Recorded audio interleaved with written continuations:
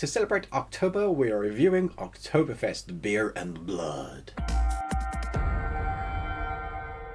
And welcome to the Ruby Tuesday. My name is Ruben. This is my review for Netflix's original German series, Oktoberfest Beer and Blood. The 1900s, a rich newcomer with a shady past arrives in Munich determined to crash the local Oktoberfest with his own brewery. But when his daughter falls in love with the heir to a rival brewery, a violent chain of events is unleashed that will threaten both families' futures. I'll be honest, I expected more from this series. It's not what I expected from the synopsis or even watching the trailer. I'm very grateful it's only 6 episodes. It's a limited series. This is all we're getting. It's also based on a true story. But I do have to say, from the reviews I've seen from people who live or who understand the history, rather, have said that if this is based on fact, it's very, very loosely. They've taken huge liberties in... they're taking huge liberties with the creative style of what they're going through and the storytelling they want to tell, and so it's very loosely based on fact. That's not to say there isn't enjoyment to be had here. There's a lot of creativity when it comes to the filmmaking, the cinematography. It really places you in the zone in the times of the 1900s. It's very Peaky Blinders in nature, crossed with The Crown.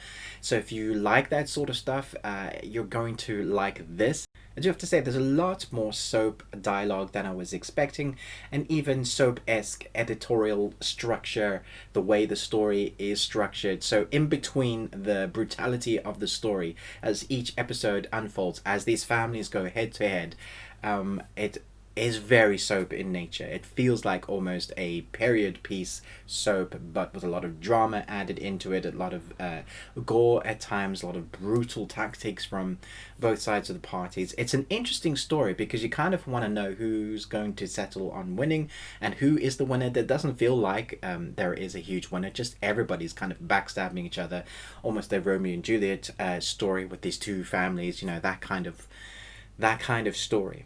But the more you watch, the more I think you will find things to enjoy. The acting is also very good. I think a lot of the main protagonists from both sides of the families each hold their own. They have a lot of screen presence. There's a couple of protagonists that you will watch and always wonder what they're going to do or how they're going to react, because when you see them react in certain situations, that always kind of sticks in your mind and you're going, oh my goodness, what are they going to do next?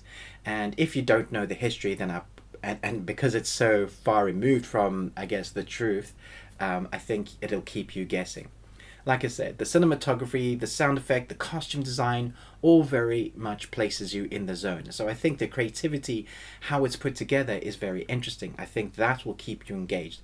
It does feel very drawn out, though. There were times I was really hoping they would skip the kind of the padding that they were doing for each episode, the kind of drama llama stuff that you're getting in between each episode. So I would say that the demographic is probably not for me, although I do love this. I love Peaky Blinders. I've seen certain series, Warrior recently, that has that same type of feel, very Americanized Peaky Blinders, or just Peaky Blinders. So if you like that type of content, you might also be a bit disappointed because it's more teetering on something like The Crown.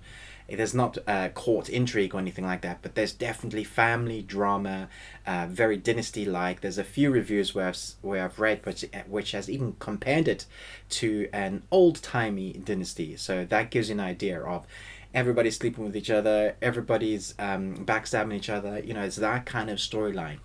There are some interesting moments where it takes you on unsurprising tangents when you're following maybe a side character, which I really enjoy. It seems for me often when I'm watching a series, it's the side characters that I like more. That's not to say they're bad in acting, it's just I found their storylines more interesting. I found someone to root for. I did find it hard to root for some of the people that you're expected to root for because of how...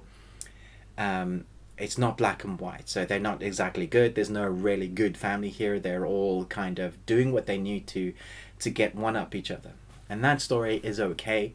I did feel like I was like done with it by the end of it, and like I said, I was really glad that it finished on episode 6 and that we wouldn't get more, because I don't think I will ever watch it again. So where I enjoyed parts, where I enjoyed the creativity, that for me is enough to say, yeah, I'm going to give this a C.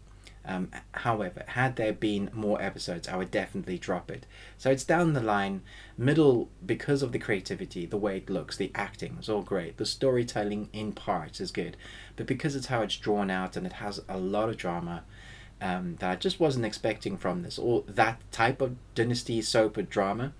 But for the most part, I think it's put together really well, and I did enjoy aspects of it. So I'm going to give it a C. Let me know in the comments below what you thought about this series. Have you heard of it? Are you going to give it a go? Thanks so much for watching this review.